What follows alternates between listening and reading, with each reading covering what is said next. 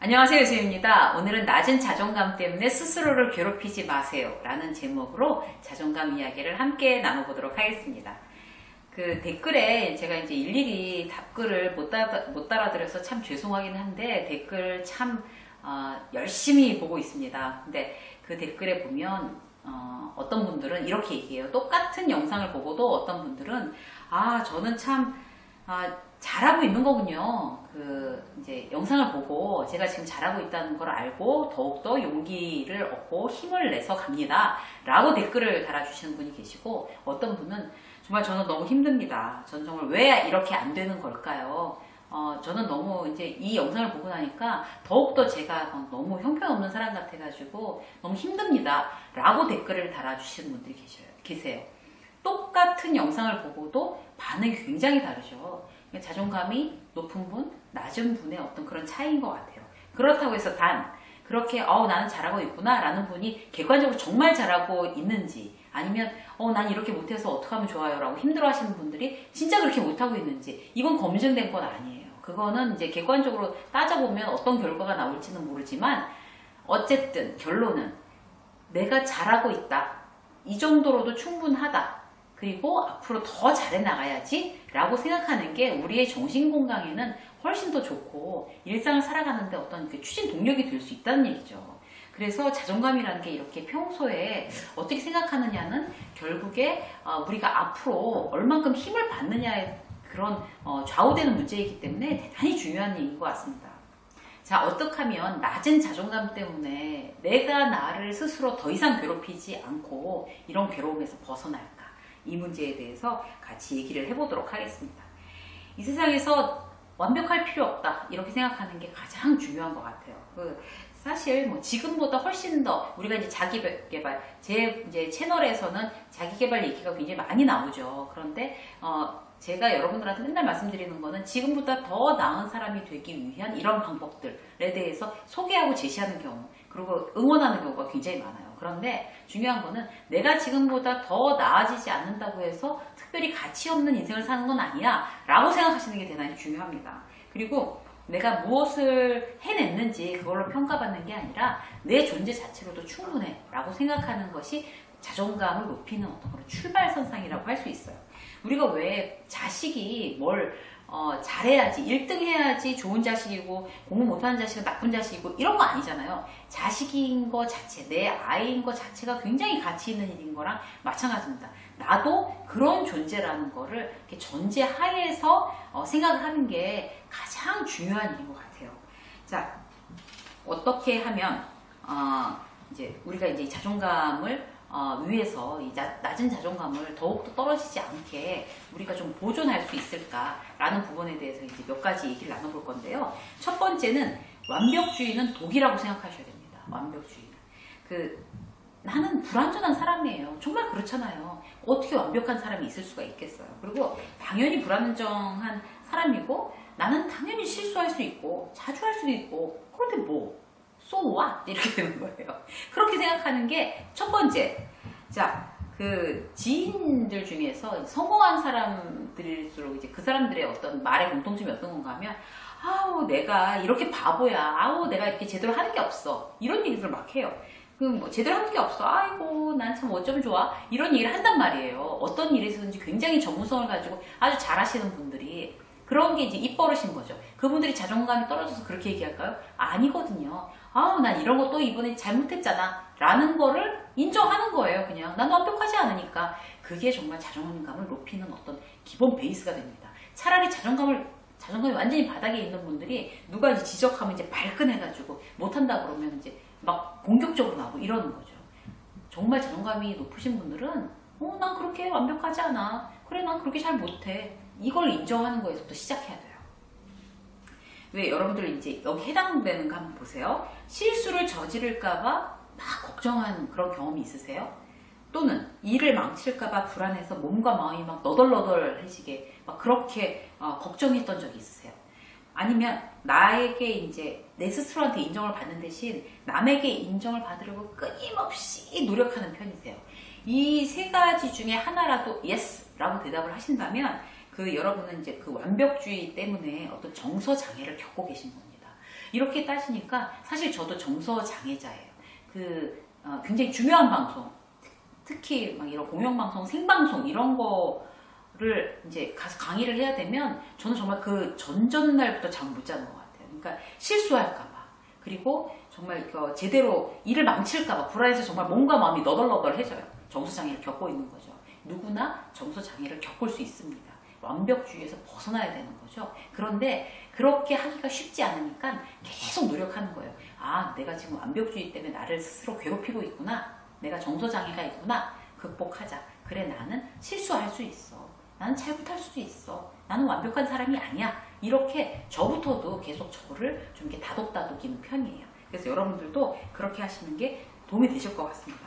그리고 왜 그 조건부 자존감이라는 게 있어요. 그러니까 남보다 이렇게 내가 뭘 잘하고 있으면 자존감이 올라가고, 그리고 남보다 잘 못하고 있으면 자존감이 훅 떨어지고, 이런 경우가 조건부 자존감이고, 나는 누구에 비해서 뭐 잘하고 못하고랑 관계없이 나 자체적으로 나 스스로를 믿어 라고 하는 무조건적인 자존감이 있어요.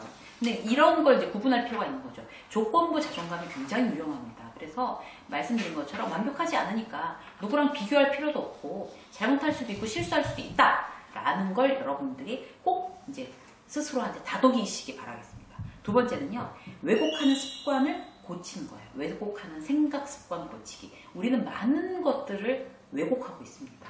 어떤 것들을 왜곡하고 있는지 한번 예로 들어볼게요. 첫 번째는요, 흑백 논리예요. 그러니까 왜 뭐 아니면 도, 우리 이런 얘기 잘하잖아요. 전부 아니면 아무것도 아니다. 이렇게. 그런 사고방식은 모든 것을 이제 왜곡시키는 거죠. 예를 들어서, 서울대 아니면 안 가. 다른 건 대학도 아니야. 라고 생각한다든지. 뭐 회사도 어디 S그룹 아니면 안 가. 다 필요 없어. 다 형편없는 거야. 내 인생에 의미 없어. 이렇게 생각한다든지. 뭐 인사고과 이번에 A 안 나오면 이 회사 다닐 필요 없어. 이렇게 생각한다든지. 이게 완전한 그 흑백 논리. 극단으로 자기를 몰아가는 굉장히 왜곡된 시각입니다. 두 번째는 이제 낙인 찍는 거예요. 편파적으로 왜곡된 프레임을 씌우는 거죠. 사실과 관계없이. 예를 들어 볼게요. 이런 거예요. 직장 상사랑 너무 안 좋아서 이제 언성을 높이면 싸웠어요. 그럼 나는 직장에서 나는 부적응자야. 난 인간관계 잘 못하는 사람이야. 이렇게 그냥 나에 대한 왜곡된 프레임을 내 스스로 씌워버리는 거. 이런 거 굉장히 왜곡하는 생각 습관이고, 이런 것 때문에 자존감에 대단히 상처 입습니다.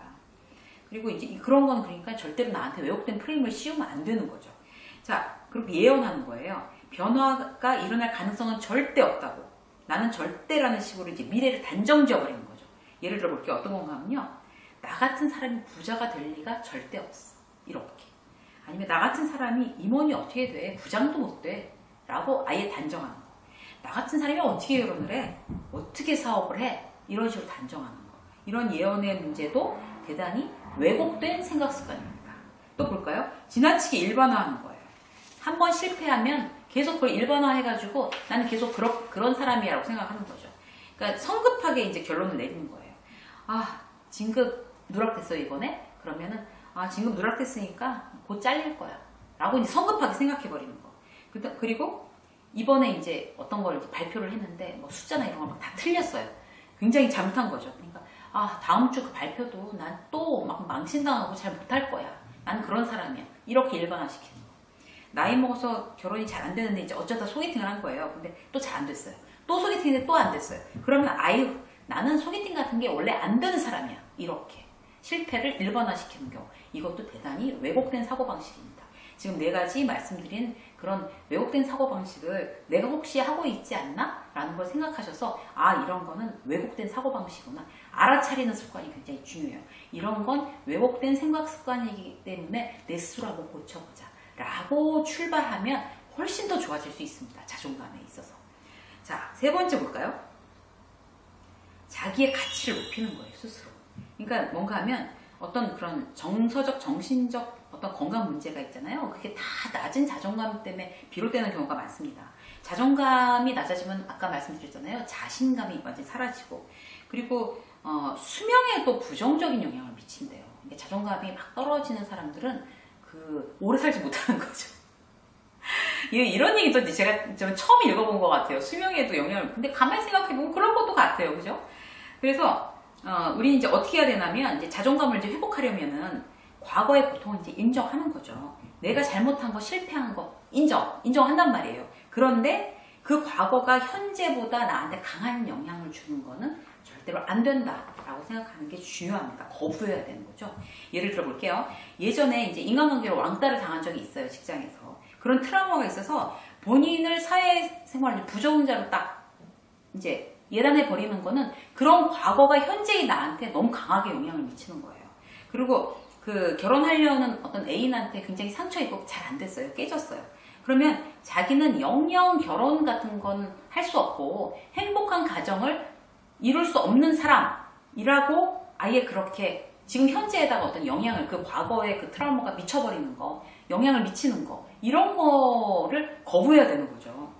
그리고 이제 이혼을 했단 말이에요. 이혼 경력 때문에 자기는 다시는 이제 행복한 어떤 그런 가정이나 사랑하는 사람을 만나서 어떤 행복한 삶을 살 수 없을 거야 라고 그런 과거로 현재에 강하게 영향을 미치는 거 이런 거를 우리가 단호하게 거부해야 됩니다. 그래서 과거의 어떤 그런 나쁜 그런 사건이나 사실들이 지금 나에게 영향을 미치는 게 어떤 게 있을까? 내가 자존감이 낮은 사람이라면 그것 때문에 힘든다고 하면 곰곰이 생각을 해보세요. 그래서 그런 부분을 걷어내자. 절대로 과거가 나에게 영향을 미치지 않도록 하자라는 어떤 그런 마음 습관이 대단히 중요하다고 할 수 있습니다.